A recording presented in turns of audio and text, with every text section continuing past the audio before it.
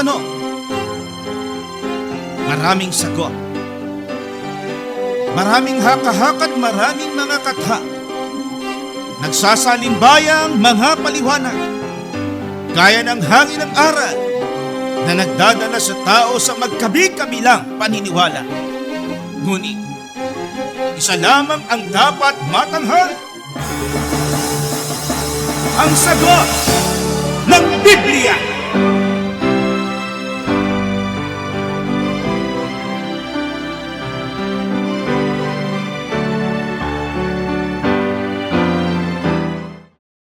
Gaya po ng inyong narinig, mga giliw naming taga-subaybay sa palatuntunan ito na ang kabanal-banalan, ang bahagi pong ito ng ating programa ay pinamagatan po nating ang sagot ng Biblia. Magandang araw po sa inyong lahat at kayo po ay muli naming inaanyayahan. Welcome dito po sa ating portion ng ating programang Ang Kabanal-Banalan. Narito na po tayo sa portion pinamagatang Ang Sagot ng Biblia. You are watching Ang Sagot ng Biblia. Ito po ay pagbibigay daan sa mga katanungan na nakararating po sa ating programa, mga komentaryo, mga nang humihiling talaga ng kasagutan sa kanilang mga katanungan na ang magiging paraan po natin ay ang pagbasa ng Biblia. So para po sa mga nagtatanong din sa ating pong mga mobile numbers, ito po ay ang mga sumusunod. 0927-140-3782, 0927-140-3782, 0909-555-5009, 0909-555-5009, 0991-419-2027, 0991-419-2027. Ang ating website naman ay mostholychurch.com. At na-mention ko po kanina ating social media accounts na pagtatanghal po o ating presentation po dyan. Para po sa Meta, buksan nyo po ang ating Facebook pages. MHC Media Facebook page. Ang Kabanal-Banalan naman, ito ating Facebook account. Via YouTube or YouTube channel, The Most Holy Church. Yan po. At ang ating punong tanggapan ay yung nasa Maynila, number 688 Rahabago Street, Gagalangin, Tondo, Manila. Kami po ang inyong mga lingkod at kapatid sa Himpapawid, kapatid na Gabriel, Brother George Quirino, at kasama po natin ang punong host nitong ating palatuntunan. Walang iba kundi ang ating kapatid na usual, kapatid na Danilo Francisco. Salamat po, kapatid na Gabriel. Opo. At salamat din po sa inyo, mga giliw na taga-subaybay na patuloy na nagpapahintulot upang kami po ay makapaglingkod sa inyo. At nagpapasalamat din tayo sa ating Panginoon na lagi pong sumasama sa atin upang gumabay sa ating paglilingkod na ito. Ibig natin iparating din ang ating pakikiramay sa pagpanaw po ng ating kapatid na Sitri na Zenith po yan sa Abedra ng Tondo. Po, siya po ay ang kanyang mga labi ay nararatay sa Camarin, Caloocan City. So mga kapatid natin dyan sa Tondo at mga iba pang mga nakakikilala po sa kanya, tayo po ay magparating ng ating saloobin, pakikiramay po sa kanyang mga naulila, especially si kapatid na Gideon, na Jose at ang pamilya sa Abedra. Nakikiramay po. So tayo po at magtungo po tayo dito po sa mga naihanda po nating mga katanungan. Buhat po sa nakalap din natin na mga tanong na ipinost po sa ating social media pages. Una po ay ganito, kapatid na Yushel. Biblical po ba na mag-aral ng martial arts ang mga ministro? Biblical pa na mag-aral ng martial arts ang mga ministro? Kung ang tinutukoy pong ministro dito ay ministro ng Ebanghelyo. Kasi maraming ministro, di ba? Opo. Kahit ho sa gobyerno, tinatawag din ministro. Opo. So pagka ang pag-uusapan po ay ministro ukol sa Ebanghelyo, sa aral ng Diyos, hindi po ito biblical dahil iba po ang uri ng ating pakikibaka bilang mga mangangaral ng Diyos o ministro ng Diyos sa larangan nitong lupa. Kaya para po makasigurado tayo, tunghayan natin ang panuntunang itinuturo ng Panginoon. Ayon po sa Ebanghelyo, Mateo 5:39, "Datapwat sinasabi ko sa inyo, huwag kayong makilaban sa masamang tao, kundi sa sino mang sa inyo sumampal sa kanan mong pisngi, iharap mo naman sa kanya ang kabila." Yan. Maliwanag po naman yan. Talagang kung uunawain natin, saan ba natin gagamitin kaya tayo mag-aaral ng martial arts? Kung ang layunin po para makalaban tayo doon sa mga magtatangka na gumawa sa atin ng pananakit, hindi naaayon sa sinasabi ng Panginoon. Hindi naman sa sinasabi natin masama yung martial arts. Kasi alam natin, martial arts is a discipline. Ito po ay ginagamit sa law enforcement, sa pagdidepensa din ng sarili, pero more on discipline kapatid na yun. Pagdidisiplina. Kaya nga yung mga napapanood natin, gaya ng mga Shaolin principles, ganyan, yung mga wushu o karate, sa totoo lang, in real life, yan po yung disciplines. Pero kung pag-uusapan natin, kung ikaw ay pastor, ministro, there's no point na ikaw ay mag-aaral po niyan, maliban kung ang intention mo para nga pagdidisiplina sa katawan. Dahil pag ministro, tagapangaral ka ng ebanghelyo, nulit po natin, walang punto na mag-aral yan. Dahil ang dala mong mensahe ay mensahe ng kapayapaan at hindi ng karahasan. Opo. At sinang-ayunan din yan sa pahayag ni Apostol Pablo. Narito sa pangalawang Korinto 14:4-5, "Sapagkat ang mga sandata ng aming pakikilaban ay hindi ukol sa laman, kundi sa harapan ng Diyos ay may kapangyarihang gumiba ng mga kuta, na siya gumigiba ng mga maling haka at ng bawat bagay na matayog na nagmamataas laban sa karunungan ng Diyos at bumibihag sa lahat ng pag-iisip sa pagtalima kay Kristo." Yan. So, hindi po natin requirement sa pagiging ministro yung pag-aaral ng martial arts. Hindi naman natin minamasama. No? Pero gaya ng ating nalalaman, hindi po natin kailangan yan. Dahil ang ating pakikipaglaban ay hindi laban sa mga bagay na ukol sa laman. So yung conflict, conflict yan sa profesyon. Sabihin talagang profesyon ng ministro. Opo. So, kung ito ay may kontra sa profesyon mong ministro, hindi ho dapat na isama sa yung pag-aaral. At lalong-lalo na kung yan ay ang martial arts kasi gagamit ka ng pagkilos ng iyong paa, ng iyong kamay, o kaya gagamit ka ng sandata. Halimbawa dito sa Pilipinas, meron tayong arnis. Kasama ho sa martial arts yan. At syempre, kasama po dyan yung pagdadala ng sandata. Mismo. Opo. Baril, halimbawa. So hindi bagay, sa ministro na nagdadala ng baril. Opo. Bagamat tayo ay makapagpapatotoo na nung mga maagang panahon ng iglesia, sa pangangaral po niya ng ebanghelyo, na tayo po ay sumasama din noon sa mga propaganda, sa mga debate, ang kabanal-banal ng iglesia. Hindi ho ako in person, kundi ang iglesia noon ay naka-iinkwentro din ng gayon, ng pananakit, pagbabanta sa buhay, at gumagamit ho ng sandatang mapamuti o yung pong baril. Yung mga nagpapakilala din mga ministro sa kanila, nagdadala ng baril na we can say, kahit sabihin natin anecdotal ho ito o patotoong resulta ng ating karanasan, totoong may nangyayaring ganyan.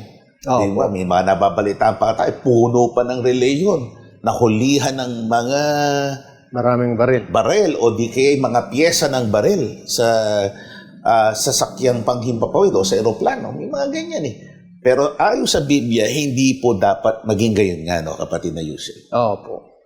Kaya kung ang sasabihin naman dahil sa self-defense lang, okay lang naman din. Pagsalag lang, no? Pagsalag lang. Pero kung ang intention pag natuto ako, lagot ka sa akin. Oo, may intensyong gumante, Opo. manakit. Yun po ang masama. So, sana po naunawaan nito at nakatulong ito sa ating mga taga-subaybay. Salamat po, kapatid na Yusel. Ang kasunod po ay ito. Malapit na ba ang katapusan ng sanglibutan? Ayan. Malapit na ba, kapatid na Yusel? Yan po kasi ang nakasulat sa Biblia, kaya hindi pwedeng ang sabihin natin ay malayo pa. Dahil ang nakasulat, malapit na, yun ang totoo. At yun ang dapat nating sampalatayanan. At yan sinabi ng ating Panginoon ay sa sinasabi ng Biblia. Narito po ang mga talatang ating pong matutunghayan. Una po ay yung talatang mismo pinagbatayan mo. Mateo 24, 3 hanggang 8, ganito po ang nakasaad. At samantalang siya'y nakaupo sa bundok ng mga olibo, ay nagsilapit sa kanya ng bukod ang mga alagad na nagsisipagsabi, sabihin mo sa amin, kailan mangyayari ang mga bagay na ito? At ano ang magiging tanda ng iyong pagparito at katapusan ng sanglibutan? Ayan. At sumagot si Jesus at sinabi sa kanila, mag-ingat kayo na huwag kayong mailigaw ni numan, sapagkat marami ang magsisiparito sa aking pangalan na magsasabi, ako ang Kristo, at ililigaw ang marami. At mga karirinig kayo ng mga digmaan at mga alingaw-ngaw ng mga digmaan, ingatan ninyo na huwag kayong magulumihanan, sapagkat kinakailangan ito'y mangyari, datapwat hindi pa ang wakas, sapagkat magsisitindig ang bansa laban sa bansa, at ang kaharian laban sa kaharian, at magkakagutom at lilindol sa iba't ibang dako. Datapwat ang lahat ng mga bagay na ito ay siyang pasimula ng kahirapan. 33. Gayon din naman kayo, pagka nangakita ninyong lahat ng mga bagay nito, ay talastasin ninyo na siya'y malapit na. Nasa mga pintuan nga. Yan. Napakalinaw naman. Talagang sabi ng Panginoon yan, malapit na. Kung gaano kalapit, sinabi naman niya, pagka nakita niyo na itong mga inisa-isa niyang pangyayari na tiyak na magaganap, ang katulad niyan, kumbaga sa papasok sa bahay, nasa pintuan na. Opo. Pagka nasa pintuan na, isang hakbang na lang yun. Opo. Tiyak na makapapasok na. So, gayon ang larawan o tuturo ng Panginoon tungkol sa kanyang ikalawang pagparito. At siguradong yun ay tama dahil siya mismo ang paririto, siya ang nagsalaysay, nagbigay ng mga palatandaan, kaya hindi po natin pwedeng tutulan ang katotohanan yan. Lamang siyempre sinasabi po ng marami, mga skeptics, Opo. mga unay nagbabasa talaga, naniniwala, tapos lumipas ang maraming panahon, kapatid na Yusel. Akala ko ba yung malapit na? Opo. In fact, ito nung sinaysay ng Panginoong Jesus, mahigit na 2 siglo na ang nakalilipas. Hanggang ngayon, yung pa rin ang ika ngay inuulit-ulit natin, na sinasabing malapit na. At nariyan na nga ang kanyang pagparito at siyang senyalis niya ng katapusan. Ano bang paliwanag nito ng Biblia, kapatid na Yusel? Ang isa sa mga propeta, nagpahayag niya na talagang sinabi niya, sinalita ng Panginoon niya. Ang mensahe ay mababasa natin. Habakuk 2:2. At ang Panginoon, hanggang 3. At ang Panginoon ay sumagot sa akin at nagsabi, isulat mo ang pangitain at iukit mo na malinaw sa mga tapyas na bato upang makatakbo ang bumabasa niyaon. Sapagkat ang pangitain ay sa panahong takda pa at nagmamadali sa pagkatapos at hindi magbubulaan. Bagaman nagluluwat ay hintayin mo sapagkat walang pagsalang darating, hindi magtatagal. So yan ang talagang intensyon. Kaya sinasabing malapit na, sigurado kasing talagang darating. At dahil yan ay tiyak na darating, ang hangarin para ikanya yung makabasa niyan, makatakbo. Ang talagang ibig sabihin nun, maghanda. Makapaghanda bago pa dumating. Opo. So ang bottom line talaga nung sinabing malapit na, ang panawagang maging handa ang Opo. sino mang nakaririnig nito, sino mang sumasampalataya. Kasi anytime, gaya ng buhay natin, Opo. di ba natin alam kung kailan tayo papanaw. So anytime pwedeng mangyari sa atin yun. So ibig sabihin, malapit na. Kahit na malusog ka, bata ka, you'll never know kung ano ang mangyayari sa'yo. So, ang kamatayan ay pwedeng sabihin malapit na para sa'yo. Opo. Bago dumating yun. Kailangan nakahanda po Yun. tayo, lalo na alam nating darating ang ating Panginoon. Opo. At tayo po ay haharap sa Kanya. Hindi na magtatagal yan. Kung dumating ang ating kamatayan na hindi tayo nakahanda, paano tayo haharap sa Panginoon sa Kanyang ikalawang pagparito? Lahat tayo ay magsusulit sa harap ng Diyos kung paano tayo nabuhay sa mundo. Kaya kung nakabantay tayo sa mga salita ng Diyos, bantayin din po natin ang mensahe nito para sa atin. Opo. Kaya ang talagang mensahe, hindi yung bilang kung ilang araw, ilang panahon, ilang Opo. taon, kundi ang talagang mensahe. Kaya sinasabing malapit na, noon pa man, sa panahon ng mga propeta, sinasabing malapit na, para bago ito mangyari, maging handa po tayong lahat. Sakto po. Salamat po. Yan po ang mensahe mismo. Ng Opo. Ano po. So, tayo po ay pansamantalang hihimpil, ika nga, sa ating paglilingkod na ito at bibigandaan natin ang tinig ng isang mga awit po natin. Ito po ay sa katauhan ni Sister Ezra. Si Sister Ezra Lair Mabutas.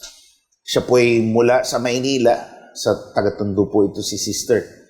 Siya po ay miyembro din ng Special Regional Choir, Mana Choir po ang tawag natin yan, na ang tawag po naman ay Pastulan Abyasap.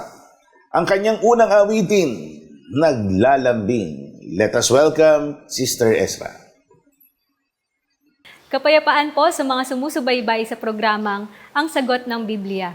Ako po si kapatid na Ezra Mabutas, maglilingkod sa inyo sa pamamagitan ng mga original songs sa Most Holy Church na tinatawag na Likhawit. Ang love ng isang anak ng Diyos sa kanyang mga kapatid ay wagas at dalisay.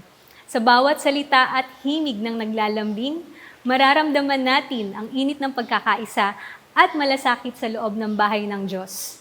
Naway magsilbing inspirasyon ito upang patuloy tayong magmahalan at magpalakasan sa pananampalataya. Halina't awitin natin ang pag-ibig na nagmumula sa Panginoon.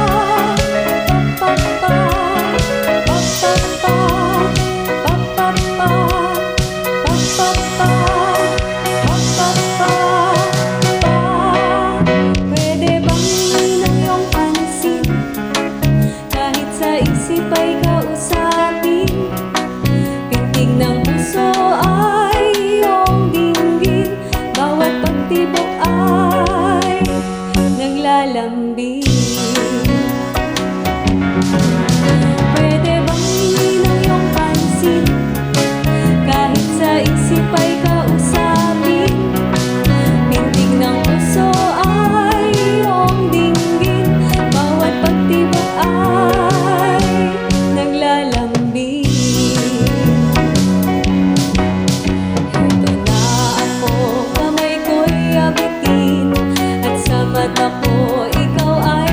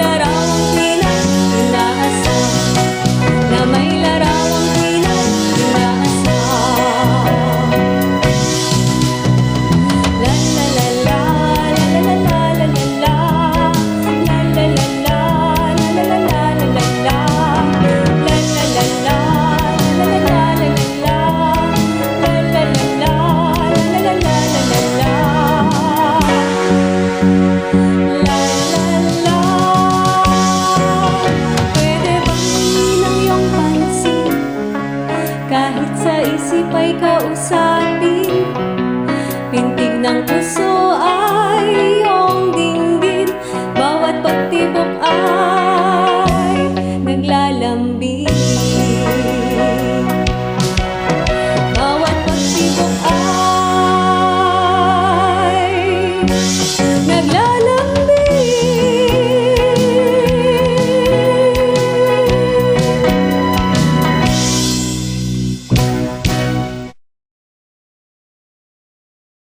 Purihin ng Diyos, kapatid na Ezra. At anak po yan ng isang agape choir, miyembro po ng ating national choir. Ang mga tagapangaral ba ay humihingi ng abuli sa mga hindi mananampalataya? Ito, maganda hong tanong. Issue ho ito ng paghingi ng abuloy o contribution. Unang-una, kung kami po ang tatanungin nyo, sa kabanal-banalang Iglesia ng Diyos kay Kristo Jesus ay hindi po namin ginagawa yun na mangangaral kami at hihingi kami ng ambag o ng abuloy sa aming mga pinapangaralan. Pagkagayon man, kung meron pong gumagawa noon, ang masasabi po natin kung ano ang bilin ng Diyos sa sino mang mangangaral o sa sino mang alagad niya na mangangaral. Opo. Ito po ang bilin. Opo. At ang batayan talata po kasi nila, kapatid na Yusel, yung pong mga mihingi ng abuli sa hindi mananampalataya. Okay. Then, immediately after, yung pagbibilin. Opo, Tingnan sige po po. natin, ito yung pangatwiran po nila. Gumagamit po sila ng talata. Siyempre, to justify their collection, yung pangongolekta ng ambag. Ang sabi po nila ay ganito, Isaias, aklat ng mga awit 68 at 18, sumampa ka sa mataas, pinatnubayan mo ang iyong bihag sa pagkabihag. Tumanggap ka ng mga kaloob sa gitna ng mga tao. Oo, pati sa mga mapanghimagsik upang makatahang kasama nila ang Panginoong Diyos. Mukhang hindi pangangaral yan, kapatid Opo. ng Gabriel. Opo, kung titingnan po natin yung konteksto at yung dahilan ng awiting ito, ito yung pinangawakan nila. Opo. Maliwanag yung mga napapanghimagsik, ibig sabihin, masasamang tao, hindi ka pananampalataya, kunan nyo rin. Parang kailangan magbigay sila ng abuloy. O mga kaibigan, itong Isaias o awit 68 at 18, ito po'y awit ng pag-ahon. Selebrasyon po yan. Nang inawit po yan ng Israel nung mga panahon yan, ay yun ay paglalagay sa pag-ahon ng kaba ng tipan, yung Ark of the Covenant, patungo dun sa bundok ng Zion. So it is a celebratory psalm or hymn o awitin na kasi naging matagumpay ang Israel. May napanaigan sila. So because of their victory, dahil sa kanilang pananagumpay, sinabi, awitin natin ang awit na ito. Samsaman, ika nga. If you're the victorious ones, kukuha ka ng samsam kahit dun sa mga tinalo mo, yung mga naghihimagsik laban sa'yo. Kaya hindi yan tungkol sa pangangaral. Hindi po. Opo. Kaya hindi po iniuutos ng Diyos. Pag mangangaral ka, manghihingi ka.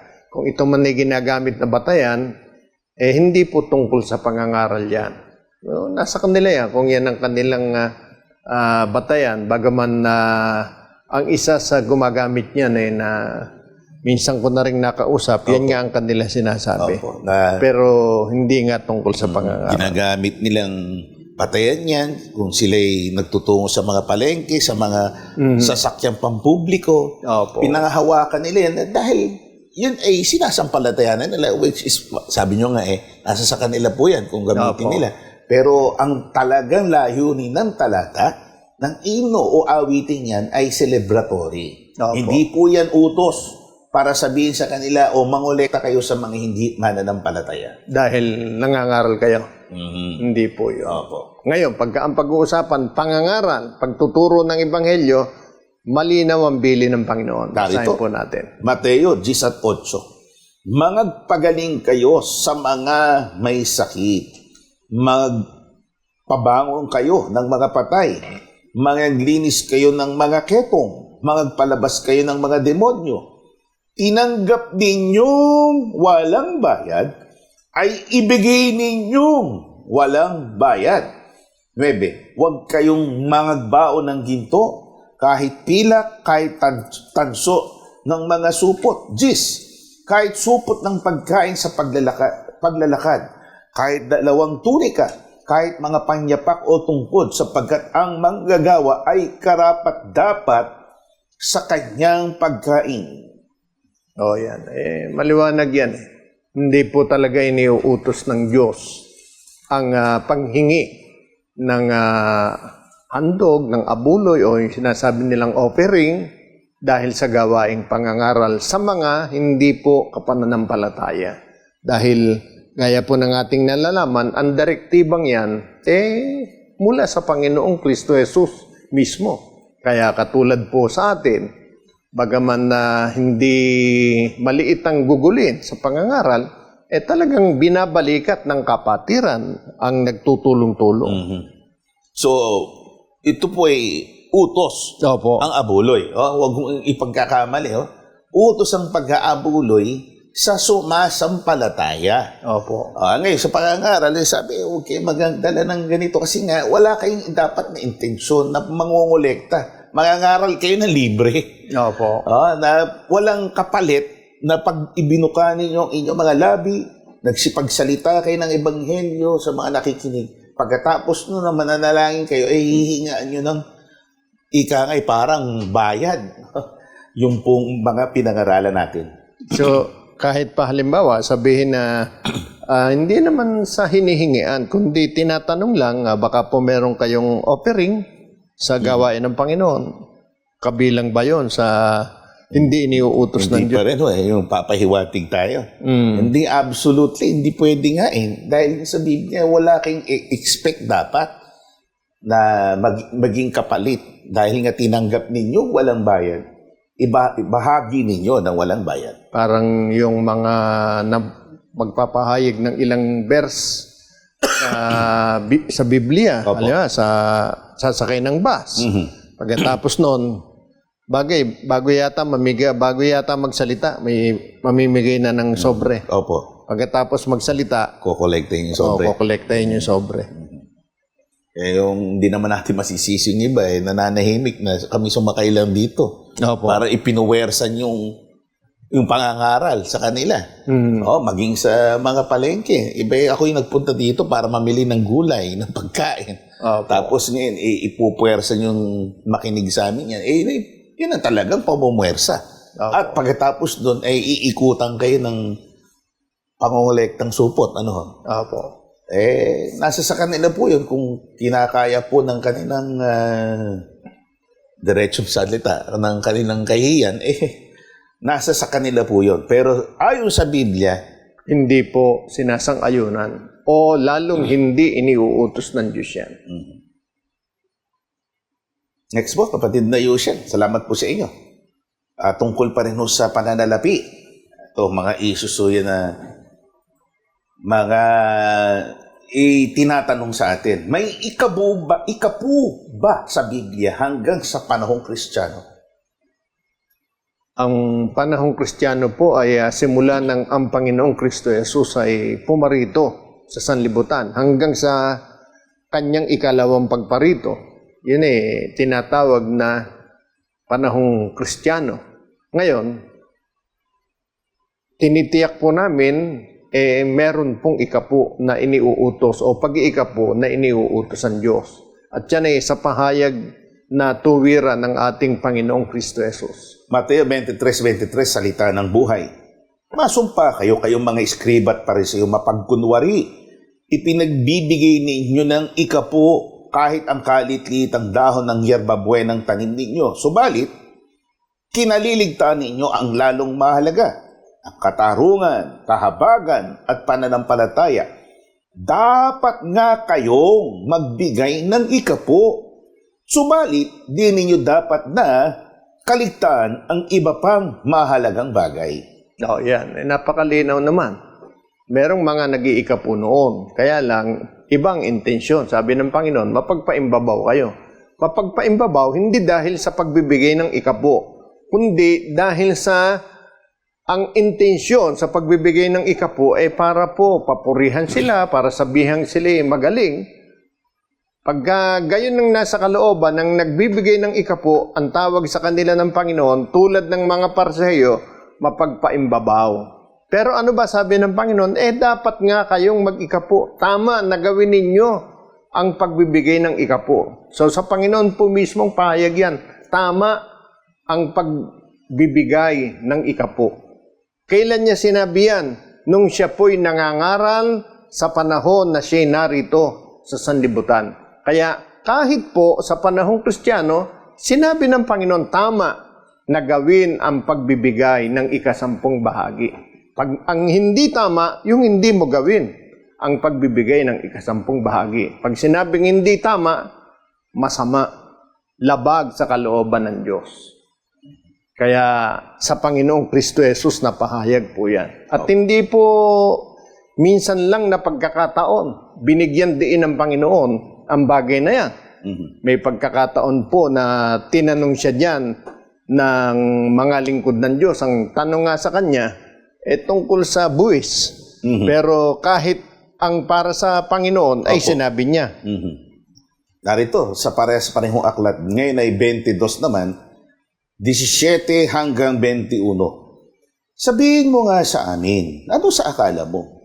Matwid ba ang bumuwis kay Cesar o hindi? Datapwat na pagkikilala ni Jesus ang kanilang kasamaan at sinabi sa kanila, bakit ninyo ako tinutukso kayong mga mapagpaimbabaw? Ipakita nyo sa akin ang salaping pambuwis.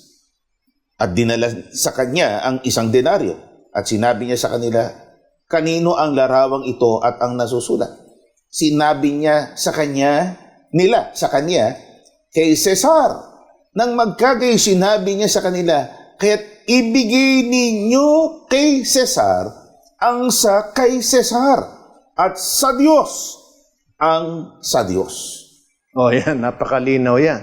Yan ang usapan dyan ng Panginoon sa kanong mga nanunukso sa Kanya. Tungkol sa buwis sa gobyerno. Opo. Kasi po, hinahanapan nila ng mali ang Panginoon. Baka makasagot ito ng labag sa batas ng gobyerno. Opo. Yun ang tsansa para dakipin ng Panginoon. In a way, sinisilo nga siya. Sige nga, aber. Sige nga, malibang magbuwis o yung sa Diyos lang. Ang sagot niya ay ganyan. Yeah, kaya sabi niya, may pera ba kayo dyan? Para sigurado tayo. Di pinakita nila. Nung makita yung pera na hawak nila, kaninong larawan ba nakasulat dyan sa pera na yan? Kay Cesar, tama lang. Ibig sabihin nun, siya nangangasiwa. Di ba? Tungkol dyan. Ibigay nyo kay Cesar, yung para kay Cesar. Pero hindi lang yun ang sagot ng Panginoon. Doon sa perang hawak nila, ibigay nila yung kay Cesar, ibigay din nila yung sa Diyos. So pagka po ang tao, merong salapi, tandaan niya, meron siyang pananagutan sa gobyerno na dapat ibigay, meron din siyang pananagutan sa Diyos na dapat niyang ibigay. Ano yung ibibigay niya sa Diyos? Yung sa Diyos. Huwag niyang ibibigay sa Diyos yung hindi naman sa Diyos. Kaya nga si Kristo pinagbintangang rebelde. Hindi nga siya nagre-rebelde. Pinagtitibay nga niya yung tama nga nung pagbubuwis. Magbuwis kayo sa gobyerno. Kaya kung tayo bilang mga mamamayang mga Pilipino, kahit anong gobyerno nag-i-impose talaga ng taxes. Medyo nabibigatan lang tayo. Siyempre, sa hirap ng buhay ngayon, parang pag nagdadagdag pa ng isang katerbang taxes, umaaray po tayo. Pero the government has every right to impose taxes at yan pinagtibay mismo ng ating Panginoong Jesus. At ang lalong hindi dapat kalimutan, if you give your taxes to the government, dapat lalo kayong magbigay ng ukol sa Diyos. It's not like we are God is collecting taxes. Hindi po nangongolekta ng buwis ang Diyos. Kundi yung taxation, hindi ho taxation, it's tithing. May porsyento talaga sa kinikita ng tao na dapat isinasauli. Hindi talaga sa kanya yun eh. Kaya ang tawag doon sa uli. Unlike yung taxation, it's based on your income, Opo. yung kinita mo, and doon i-compute kung magkano yung ibibigay mo sa gobyerno. Ito hindi talaga i-compute to. Ito eksakto kung ano yung o porsyento nito, yun yung sa Diyos. Opo. At paano? Kung halimbawa, ayaw ng tao na sundin ito, nagbubi siya sa gobyerno. Opo. Pero pagkatapos nun, hindi niya na magawang ipagkaloob yung para sa Diyos. Yun ba, kasalanan pa? O baka sabihin, siguro naman naintindihan na ng Diyos yun. Opo. Kasi napakalaki ng tax ngayon sa gobyerno eh. Opo. Basahin natin. Malakias 3:8. Nananakawan baga ng tao ang Diyos? Gayon may ninanakaw ninyo ko o ninanakawan, ibig sabihin. Ngunit inyong sinasabi, sa ano ka namin ninanakawan? Sumagot, sa mga ikasumpung bahagi at sa mga handog. Yan, napakaliwanag. Yung hindi pagsasauli ng ikasampung bahagi sa Diyos, yun yung sinasabi na pagnanakaw sa Diyos. Bakit mo nananakawan ng Diyos pag di ka nag-ikapo? Kasi nga hindi iyo yun. Sa Diyos yun. Subukan mong kunin yung tsinelas ng kapitbahay mo. Ang kaso mo, pagnanakaw. Tama. Mas malalaki, robbery naman. Ganun din sa gobyerno. Pagka Opo. ikaw ay hindi nagbuwis, tax evasion yun. Opo. May kasalanan nyo, pwede kang ma-penalize, magmulta, may dagdag. At alam ko, meron na yata kung napakalaki nung iniwasan mong pagbabayad ng buwis, may kulong. Opo. May pagsamsam pa ng Ari-arian. ari-arian. Gobyerno yun. Nananakawan kasi ang gobyerno, tanggapin natin, entitled po yan talaga bilang mamamayan. That's how a functioning nation works. Ang may naggogobyerno at may ginogobyerno. Ang naggogobyerno, kinakailangan ng salapi na galing sa ginogobyernohan para sila ay magobyernohan. Same is true sa paglilingkod sa Diyos. Meron tayong kinakailangan isauli sa Diyos. Ang Opo. tawag nga doon ay ikapo o tithes or tithing. Kaya yan pong ikasampung bahagi, bagaman yan umiiral ng una pa. Wala pa po yung 10 utos. Ayan, Umiiral na yan pagsasauli ng ikasampung bahagi. Opo. Pinalipas yung 10 utos dahil napalitan si Moises. Opo. Hindi po nabago yung kautusan tungkol sa pagsasauli ng ikapo. Ganda yung argumento niya. Sinasabi ko kasi ng ibang nangangatwiran. Kayo mismo, tinuturo tayo ng Opo. ating iglesia. Kayo nagsasabi, pinalipas na 10 utos. Bakit ang ikasampung bahagi hindi kasama sa pinalipas sa inyo? Hindi ho na kasi nakasulat yun. Mga kaibigan. Opo. Kasi yung pong tithing o tithes, it predates. Umiiral na ho ito bago pa umiral ang 10 utos. Opo. So meaning, hindi siya sa klaw ng palilipasin. How can you do that? Paano mo palilipasin ang bagay na hindi naman siya kasama sa pinalipas? Opo. Inulit po natin, tithing or tithes predates the 10 Commandments. Mas maaga siyang umiral bago pa ho ang 10 utos. Opo. Kaya nananatili po ang kautosang yan hanggang sa panahong Kristiyano ang pagsasauli ng ikasampung bahagi. Salamat po at dalangin namin yan na inyo pong masampalatayanan. Salamat din po, kapatid na Yushel. Ang kasunod po, maaari bang sambahin ang Diyos kahit sa bahay lamang? Pwede naman kung ang pagsambang tinutukoy po ninyo mananalangin ka, magpapasalamat ka sa Diyos. Pero kung ang pagsambang tinutukoy niya, yung pagsamba na sinasabi ng Biblia na pagkakatipon, hindi po natin magagawa o masusunod yung utos na pagkakatipon kung hindi tayo aalis sa ating bahay. Opo. Basahin natin yun. 10:25 sa pahayag ni Pablo sa kapatirang Ebreo, na huwag nating pabayaan ang ating pagkakatipon na gaya ng ugali ng iba, kundi mga aralan sa isa't isa At lalo na kung inyong namamalas na nalalapit na ang araw. Oh, yan. Napakalinaw po naman. Gaya ng inyong nadinig, di ba? Pag nating pabayaan yung pagkakatipon, ibig sabihin ng pagkakatipon, pagsasama-sama. Mula doon sa ating mga tahanan, magsasama-sama po tayo sa isang lugar lang. Yun yung pagkakatipon. Ano gagawin natin? Ang tawag po doon, pagsamba. Opo. Yan ang sinasabi ng Biblia. At yun ay hindi natin dapat pabayaan, bagaman merong mga gayo ng ugali. Opo. Nagpapabaya. Dahil ang katwiran, pwede naman akong manalangin. Opo. Kahit na sa bahay ko lang, bet ako pupunta pa ron. Ayan, Diyos, nasa lahat ng dako. Opo. Pwede na siguro yun. Yun nga, sabi nyo kanina, di ba? Opo. Iba kung usapan yung individual na pagsamba natin. Meron pong turo na pagkakatipong pagsamba. May gathering, may fellowship. Opo. O yun yung sa Hebrews 25 sa ibang saling wikang Ingles. Fellowship. We really need fellowship. Dahil mag-aaralan tayo sa isa't isa, mag-share tayo. Bagamat sa pagsamba, merong isang lingkod o ministro magsasalita. Afterwards, di ba, nagpapatibayan tayo, nagsishare tayo ng experiences bilang Kristiyano, nagpapatibayan tayo sa isa't isa, which only happens kung tayo may pagkakatipong pagsamba. Opo. At yan po hindi bagong mga paggawa o paglilingkod. Yan po ginawa rin ng mga unang Kristiyano. Basahin po natin. Gawa. Sa aklat po ng mga gawa, 2:46. At araw-araw sila'y nagsisipanatiling matibay sa pagkakaisa sa templo at sa pagpuputol-putol ng tinapay sa bahay-bahay at nagsisikain sila ng kanilang pagkain na may galak at may katapatan ng puso. Oh, yan. Napakalinaw naman. Kahit sa panahon ng mga apostol, yung mga unang Kristiyano, araw-araw pa nga po, gaya ng nadinig natin na nakasulat sa Biblia, araw-araw, mupunta sila sa templo kasi yun ang napagkaisa nila.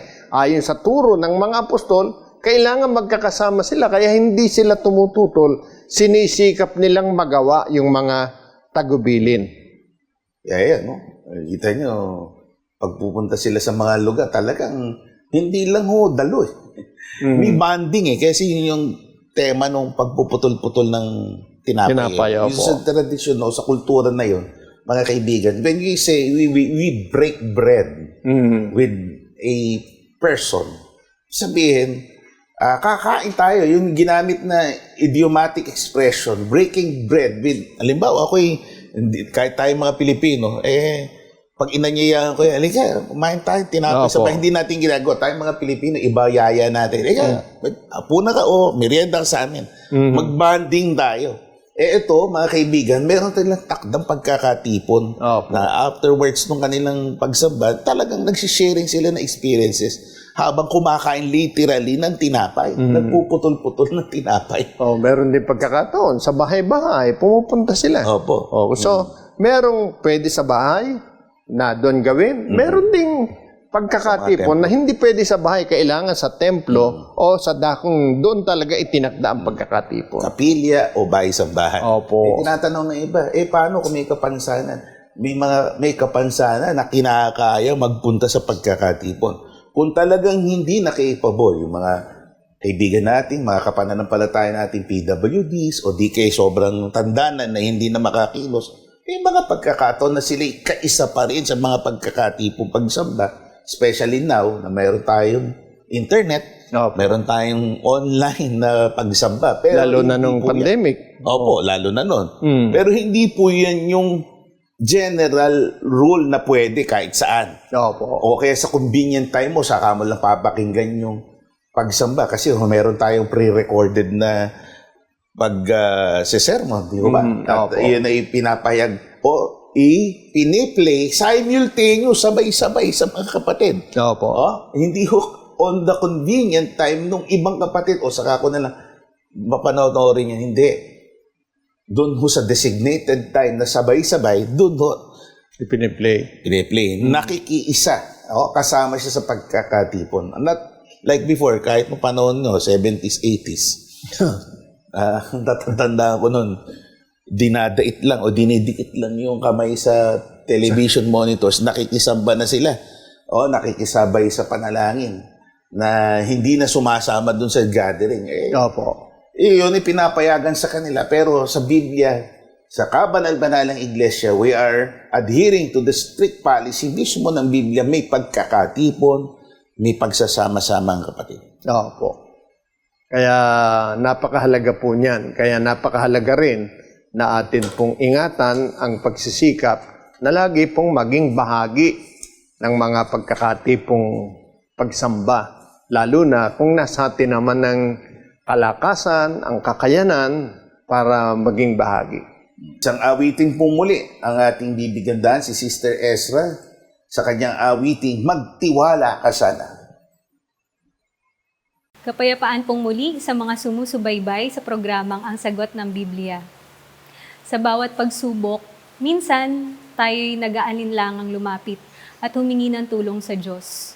Ngunit, ipinapaalala ng awiting ito na hindi kailanman siya nagkulang sa pagbibigay ng patnubay at pag-ibig.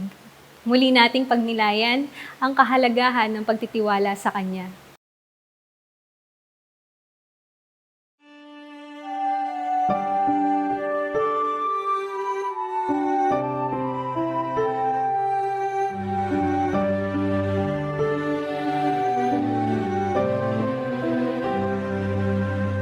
Ang mga pangyayari ngayon nasaksihan ay isang hiwaga na sa ating iniaral.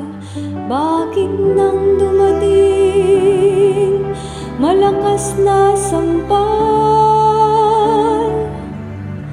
hindi matanggap ng iyong kalooban? Ang mga pangyayari ngayon nasaksihan ay isang hiwaga na sa ating iniaral. Bakit nang dumating malakas na sampal, hindi matanggap ng iyong kalooban? Kailanman ang Diyos ay hindi nagkulang. Ang Kanyang agape laging nakabantay. Bakit nag-alinlangan? Magtiwala ka sana ng buong paggalang.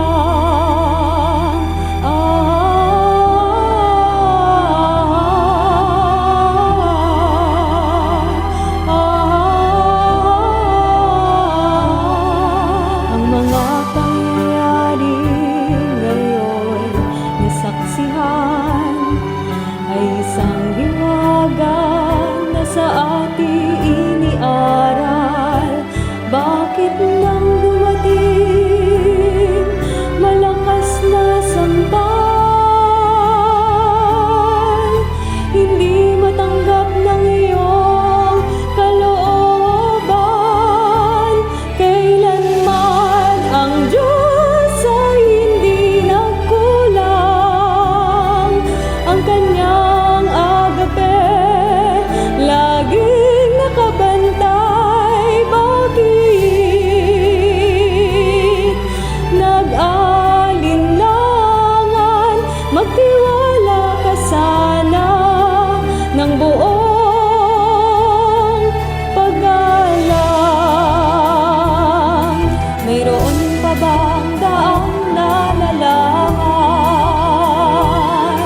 na magdadala sa iyo sa kasakdalan? Ang pagliligtas ay para sa bayan. Ang inang iglesia na kabanal-banalan. Kailanman ang Diyos ay hindi nagkulang. Ang Kanyang agape laging nakabantay. Bakit